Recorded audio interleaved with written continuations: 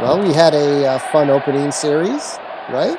I would say fun. Yeah, it's I mean, pretty much. outside of the last game of the series, I would say I the think first two games were highly entertaining. I think you established that you're a superior quad. Your White Sox are a superior quad to squad. Sorry, to Don't say quad because it probably means one is torn on one of the yeah, White Sox. superior squad to my Detroit Tigers. But I think we knew that going in. You won the series 2 games to 1. First game is one for the ages. Opening day in Detroit. Wow. I mean, I couldn't. It was actually a really frustrating game for most of it for me, and I'm sure it turned out to be a very frustrating game for you at the end. But the debut of Eduardo Rodriguez, um, not good. He couldn't throw strikes. Somehow he limited the damage He quite a did bit, limit but the damage pretty well. I mean, it felt put like quite a maybe the Sox hitters were a little anxious at times, but he did his part.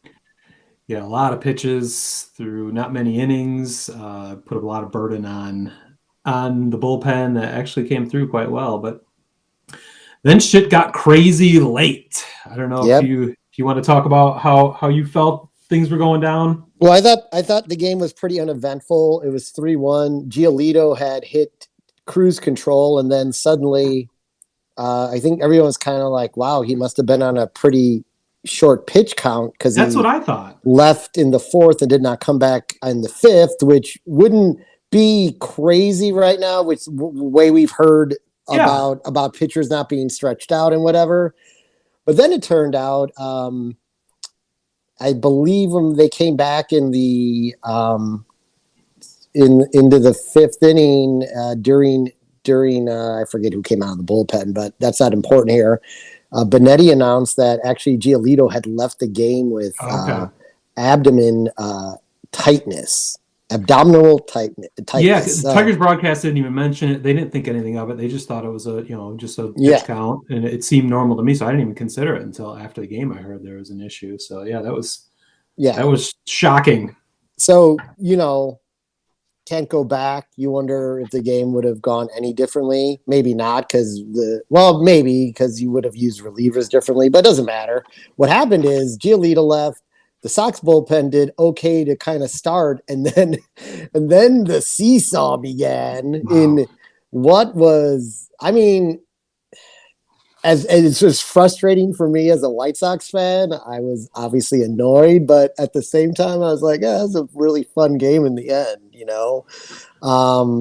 Vaughn, in dramatic fashion, hitting the go-ahead homer. I mean, one of the highlights for me and what I thought was a huge difference, tipping my cap to Javy Baez in that game for the Tigers for his fielding efforts. Mm-hmm. He literally that the Tigers getting the 5 runs would have tied the game if he did not make that one spectacular play deep in the hole and got the out. Like Yeah. he single-handedly, I call game one the Javi game, and we'll get to the final reason it's the Javi game, but like you saw the difference he made for the Tigers right off the bat Yeah. being in the field. He saved runs. He limited, he limited the pitchers. I wonder, like, if you looked at expected ERA or whatever versus actual ERA for Yeah. like some of the balls he got to, like it probably might be a little bit higher for the Tigers pitchers because Javi, like, he played great. That's He was, exactly. yeah, And that's exactly why they signed him. I mean, not beyond his explosive offensive capabilities, it's the defense that they wanted to help the young pitching staff with going forward. That's why they made a lot of their moves in the offseason, including Tucker Barnhart behind the plate, just to solidify defense up the middle.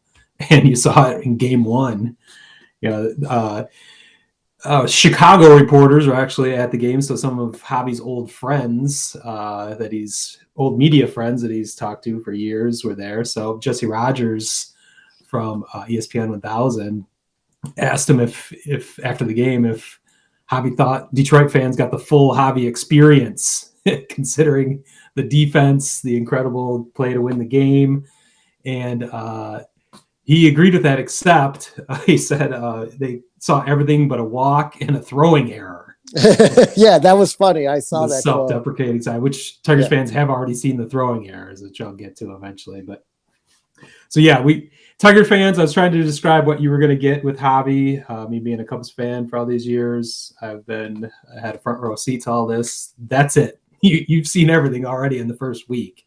Just the ridiculous power, all or nothing swings, bad strikeouts here and there, incredible plays in the field, and some boneheaded throwing errors that just are inexplicable. That I don't know how you explain or understand or get rid of those errors, but he just has a brain fart every so often throwing to first base, and I don't get it with that much talent how it happens. But I almost think he starts to think too much. If he has too much time to think about something, he makes the throwing errors or whatever. But regardless, we failed to talk about the greatest moments of this series. The Eric Haas home run to tie the game. Yes, I was leaving those for you, and that's why I stopped at Vaughn hitting the go ahead. So thank you. You've often called Eric Haas the Sox killer. Oh, it's unbelievable. What were the numbers I sent you? It's like it was last year. He was 9 for 17 with like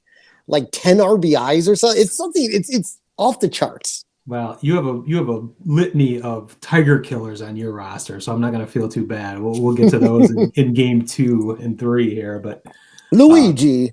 There's plenty to go around. But so yeah, and then finally the I call it the Javy walk off the wall. I don't know how you describe. How do you describe what you were seeing at the time? What you thought at the time when the ball went up in the air? Yeah. When kind of initially, like in full speed, I thought out of the glove. It reminded me of the Dwayne Wise catch to save the was it the perfect game for Burley? Yeah. I thought it went out of Pollock's glove, and then I was like, "What the?" And then he catches it. I'm like, "Oh."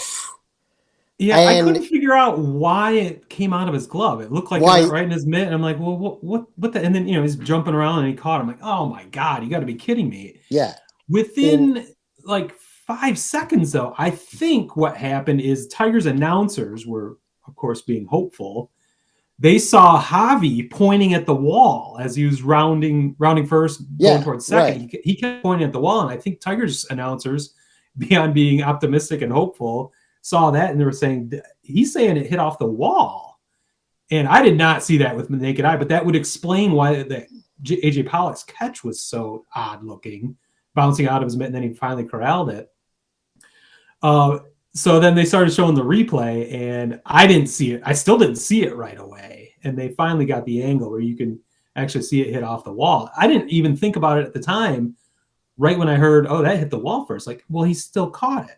I'm like, wait a minute. No, that means they just won the fucking game. Like it even took me a second to process what actually happened. But I think my favorite part of that whole thing was after the Tigers watched it on the big screen at Comerica, they celebrated. They celebrated prior to the umpire officially saying the game was over. The ball hit the wall. Tigers win. I was running around the lower level of my house saying, we just won this fucking game. I was dying. I'm like, what happens if they screwed up because I saw it. I'm like, the game is over. But I'm like, what happens if when they showed that other angle before, but they showed that angle on our end and on the White Sox broadcast prior to the ump making the official call. But I'm like, what happens if, you know how they screw shit up all the time? Yeah, what happens if they come back out? Like the Tigers are pouring the Gatorade, the water buckets and all that shit. And I'm like, what happens if they're like, yeah, no, he's out. The longer they looked at it for quite a while, the longer they looked at it, the more I knew that they saw it. They just wanted to confirm because it is not like the most obvious thing, but after you've seen it 10 times, you can see it come right off the wall. Well, I think the reason it's not obvious is because he was there in time to make the catch. So the whole idea that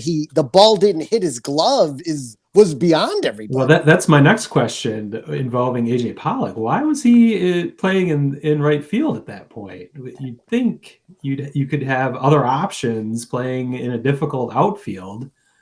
He had played the whole game. He started the game, didn't he? Yeah. I mean, that's where he plays. He plays right field, and he played a fine right field the whole game up until that part. But do you have any issues? Like, I'm assuming Engel was in left field at that point, or was he even No, in the no, game? he didn't play at all. So they didn't. So I guess did you have an issue with Tony not putting in defensive replacements when you're trying to save the game there? My issue is in putting in a defensive replacement because I thought AJ Pollock played right field perfectly the entire game. My only issue is the issue that kind of created our game because of how Tony approached the White Sox White Sox fan or not, is I have said from the beginning of the year that there wasn't necessarily a need to get a right fielder because Adam Engel is um, a plus defensive right fielder. Seems like you'd want him in the game at that point. I guess And my yeah, point. and maybe that was the right move to do, to put him in, just like even in the ninth, just put him in the ninth as a defensive replacement. I think seems like a standard move. It doesn't seem like a radical idea. No, but it's like the yin and yang because like Pollock's leading off, so now he's out of the leadoff spot. He was 3 for 4 in the game. I mean, like, Boy, you know, you can't be like thinking about offense at that point, though. You gotta close the game down. True. But I mean, it's just amazing that it caught, and it was a bad defensive play. It was a bad defensive play, and he didn't really get to the wall, and then he couldn't jump because he bumped into the wall. Yeah, and I was the first one to say it on Twitter. I think Adam Engel would have made the catch. Yeah. So, that leads me to like what does the aggregate right fielder look like compared to Pollock in this short sample size? And I had this done because I thought we were going to do this yesterday, but Pollock right now in his 2 games is 1.286 OPS, 1 run, 1 RBI.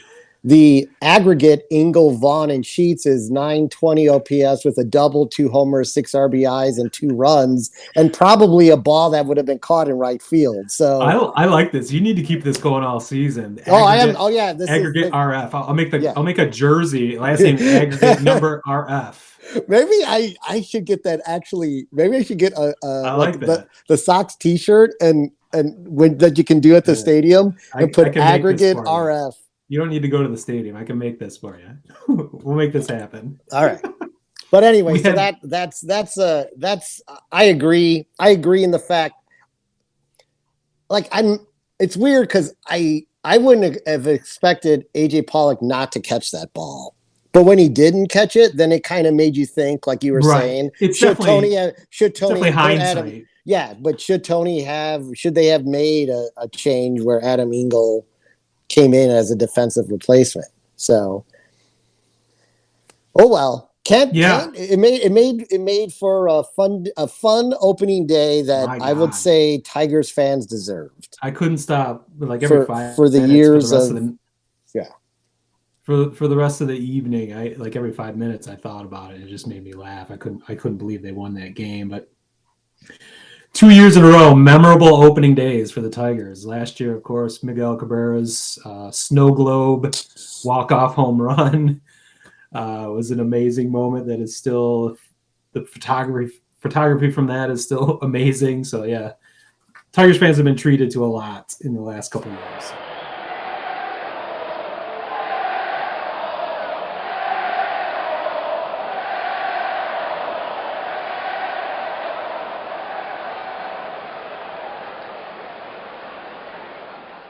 Word Hole Media.